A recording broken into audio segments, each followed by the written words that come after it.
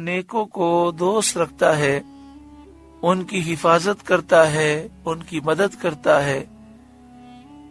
تو جو اللہ تعالیٰ پر بھروسہ رکھنے والے ہیں، ان کو مشرکین کا کیا اندیشہ، تم اور تمہارے جھوٹے معبود مجھے کچھ نقصان نہیں پہنچا سکتے۔ والذین تدعون من دونہ، اور جنہیں اس کے سوا پوجتے ہو، لا یستطیعون نصرکم، وہ تمہاری مدد نہیں کر سکتے، ولا انفسہم ینصرون، اور نہ خود اپنی مدد کریں، تو میرا یہ کیا بگاڑ سکتے ہیں۔ یہ ساری باتیں مشرکین کے جواب میں ہیں، جنہوں نے کہا تھا کہ یہ بت آپ کو نقصان پہنچائیں گے۔ وَإِن تَدْعُوهُمْ إِلَى الْهُدَى لَا يَسْمَعُوا، اور اگر تم انہیں ہدایت کی طرف بلاؤ تو نہ سنیں۔ وَتَرَاهُمْ يَنْظُرُونَ إِلَيْكَ، اور تو انہیں دیکھے کہ وہ تیری طرف دیکھ رہے ہیں، کیونکہ بتوں کی تصویریں اس شکل کی بنائی جاتی تھیں جیسے کوئی دیکھ رہا ہے۔ وَهُمْ لَا يُبْصِرُونَ، اور انہیں کچھ بھی نہیں سوچتا، یعنی تم ان کی طرف دیکھو تو ایسا لگے جیسے تمہیں دیکھ رہے ہیں، اس طرح کی تصویر اور مجسمہ بنا ہے، لیکن وہ کچھ دیکھ نہیں سکتے۔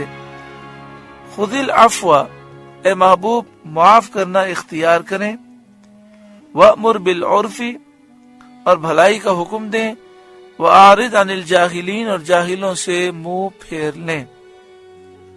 وَإِمَّا يَنزَغَنَّكَ مِنَ الشَّيْطَانِ نَزْغٌ فَاسْتَعِذْ بِاللَّهِ، اور اے سننے والے، اگر شیطان تجھے کوئی وسوسہ دے تو اللہ کی پناہ مانگ، انہو سمیع علیم، بے شک وہی سننے والا جاننے والا ہے۔ یعنی جب کوئی بھی دل میں برا خیال آئے تو فوراً پڑھیں اعوذ باللہ من الشیطان الرجیم، اللہ تعالیٰ سے مدد مانگیں کہ اے اللہ تو ہماری مدد فرما، تو ہمیں پناہ دے، شیطان مردود کے شر سے محفوظ فرما۔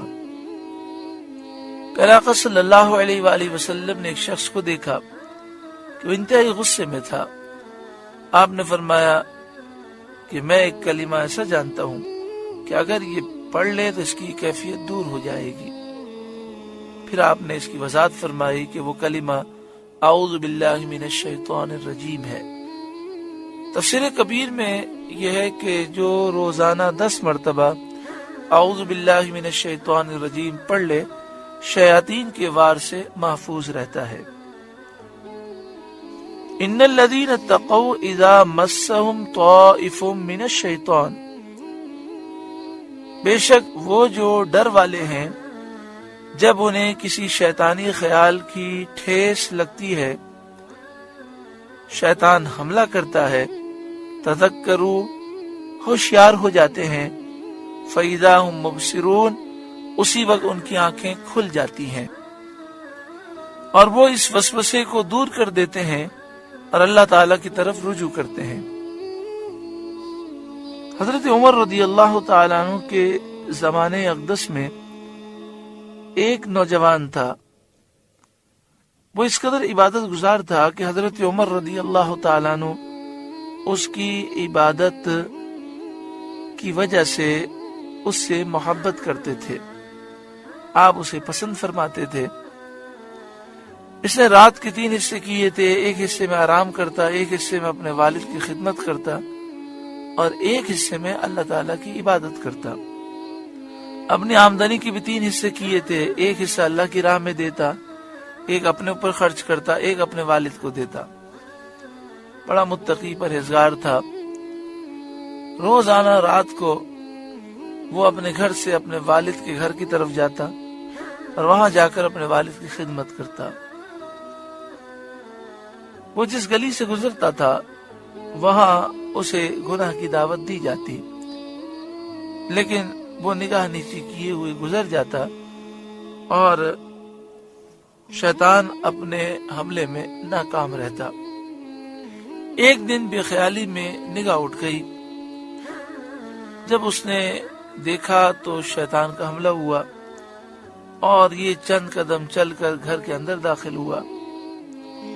جیسے ہی داخل ہوا اسے یہ آیت کریمہ یاد آ گئی، ان الذین اتقوا اذا مسهم طائف من الشیطان، بے شک جو ڈرنے والے ہیں، متقی پرہیزگار ہیں، جب شیطان کے وسوسوں کی وجہ سے ان کو ٹھیس لگتی ہے، شیطان کے وسوسے حملہ کرتے ہیں، تذکروا، وہ ہوشیار ہو جاتے ہیں، فَإِذَا هُمْ مُبْصِرُونَ، اسی وقت ان کی آنکھیں کھل جاتی ہیں۔ یہ آیت اس کے ذہن میں آئی اور اس نے چیخ ماری اور بے ہوش ہو گیا۔ اس عورت نے اٹھا کر انہیں باہر ڈال دیا۔ والد صاحب نے انتظار کیا اور دیکھا کہ کافی دیر ہو گئی، بیٹا نہیں آیا، تو تلاش میں نکلے تو راستے میں بے ہوش دیکھا، اپنے گھر لے گئے اور ہوش میں لانے کی کوشش کی۔ جب ہوش میں آئے تو پورا واقعہ انہوں نے سنایا۔ والد صاحب نے پوچھا کہ بیٹا تمہیں کون سی آیت یاد آئی تھی؟ اس نوجوان نے اس آیت کریمہ کی تلاوت کی، ان الذین اتقوا اذا مسهم طائف من الشیطان تذکروا فاذا هم مبصرون، اور پھر اللہ تعالیٰ کا خوف اس قدر غالب ہوا کہ چیخ ماری اور دم نکل گیا۔ اس کی نماز جنازہ پڑھ لی گئی اور تدفین سے لوگ فارغ ہوئے، لیکن حضرت عمر رضی اللہ تعالیٰ عنہ کو اطلاع نہ دی گئی۔ حضرت عمر رضی اللہ تعالیٰ عنہ نے 2-3 دن کے بعد فرمایا کہ مجھے مسجد نبوی شریف میں وہ نوجوان نظر نہیں آتا۔ لوگوں نے بتایا کہ اس کا تو اس طرح انتقال ہوا، تو آپ اس کے گھر پہ تشریف لے گئے۔ اس کے والد نے پورا واقعہ سنایا تو حضرت عمر رضی اللہ تعالیٰ عنہ نے فرمایا کہ یہ تو اللہ کا خوف رکھنے والا شخص تھا اور خوف خدا سے اس کا انتقال ہوا، مجھے اس کی قبر پہ لے چلیں۔ جب حضرت عمر رضی اللہ تعالیٰ عنہ اس کی قبر پر گئے تو آپ نے قبر پر دعا مانگنے کے بعد یہ آیت کریمہ پڑھی، وَلِمَنْ خَافَ مَقَامَ رَبِّهِ جَنَّتَانِ، جو اپنے رب کے حضور کھڑے ہونے سے ڈرے اس کے لیے 2 جنتیں ہیں۔ وَلِمَنْ خَافَ مَقَامَ رَبِّهِ جَنَّتَانِ، جب آپ نے یہ آیت کریمہ کی تلاوت فرمائی تو قبر سے آواز آئی کہ یا امیر المومنین، اللہ نے کرم فرمایا اور مجھے 2 جنتیں عطا فرمائی۔ اللہ تعالیٰ اس نوجوان کے صدقے میں ہمیں بھی تقوی اور پرہیزگاری نصیب فرمائے۔